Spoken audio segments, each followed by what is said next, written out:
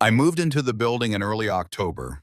It was preceded by another apartment, but the first one I ever had all for myself. No roomies, no shared fridge space, just me, one bedroom, and that beautiful illusion of peace and privacy. Ellis was old but sturdy, thick walls, hardwood floors, and enough charm to justify the overused real estate word, vintage. It smelled as that warm and musty way any house of grandma's would. I liked it. The neighbors mostly kept to themselves. A few would nod at me in the hall, others wouldn't. My apartment was right at the third floor, number 3C. To its right was the elevator, rattling away like a shopping cart full of chains. Straight across was 3D, and to my left was 3B. 3B was quiet. I never saw anyone come or go. That was suspicious since it was right next door to mine. I figured either whoever was there worked nights or was just super private.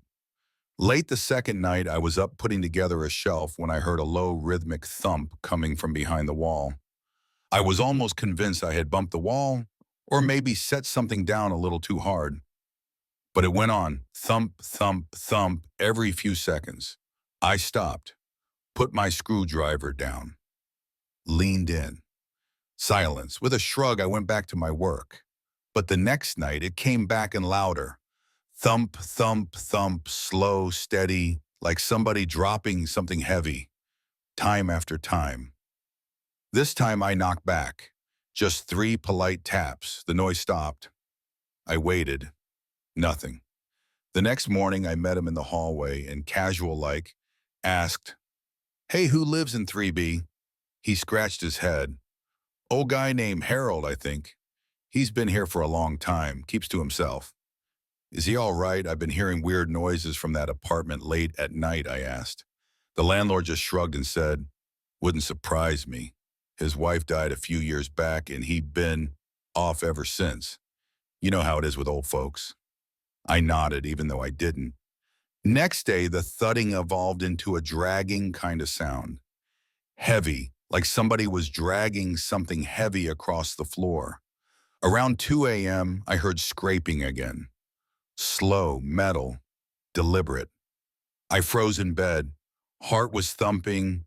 It felt as if the sound was moving from one end of the wall to the other. I knocked again. No one answered. Next morning, I slipped a note under Harold's door. Nothing intrusive, just, "Hi, I live next door in 3C. I've been hearing some noises at night. Just checking in to make sure you're okay." Daniel, no reply followed. That night, the noises ceased. I figured maybe I had made him uncomfortable or maybe he was embarrassed. Either way, it was quiet. Until 4 days later, I was returning home after work, and all of a sudden in the hall there was an odd smell, not overpowering, just a lesser degree sour, as if some grocery had been left to spoil in the fridge. But a little sharper. I stopped outside 3B. Yeah, there it was, quite strong. I rapped once. No answer. The landlord's number kept going unanswered, so I gave up and carried on with my evening. By then, the hours kept sneaking by, and it got worse. Whatever smelly thing was there found its way through the crack beneath the door.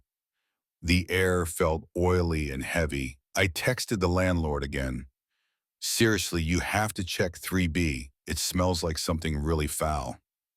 No answer. Around 3 a.m., I woke up to some noise, not quite a thud, not scraping, something strange. It was crying. I sat up in bed trying to locate where it came from. Gently sobbing and frightfully distorted cries. I got up and pressed my ear against the wall. It was definitely coming from 3B. That's the crying of someone, not really old. It truly sounded younger. Maybe a woman. I stood there listening for a full minute. Then it stopped post that. I couldn't sleep much. I worked from home the next day. At about 11 a.m., there was a city employee pushing a garbage bin down the corridor. I came out and asked him if he had seen Harold. He looked perplexed. "Who?" "Guy from 3B," and I said. "Oh, I thought that unit was empty. Nobody has been taking trash out from there for a few months, he said. That afternoon, I knocked again. Harder. Nothing. Later, I went to the front office of the building, and I finally caught the landlord. I think something's wrong in 3B, I told him. The smell, the noises, there could be someone dead in there. He looked up, glancing at his phone, and sighed.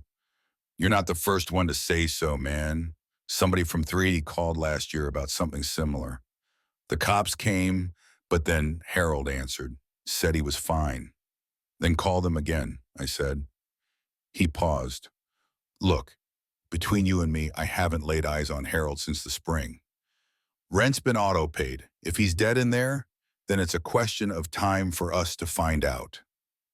I just looked at him in silence. That night, the crying resumed, much louder this time. Panicked. Pleading. I grabbed my phone and dialed 911. When the cops finally arrived, I met them at the hall and spilled everything. The noises, the smell, the note, the crying. They knocked. No answer.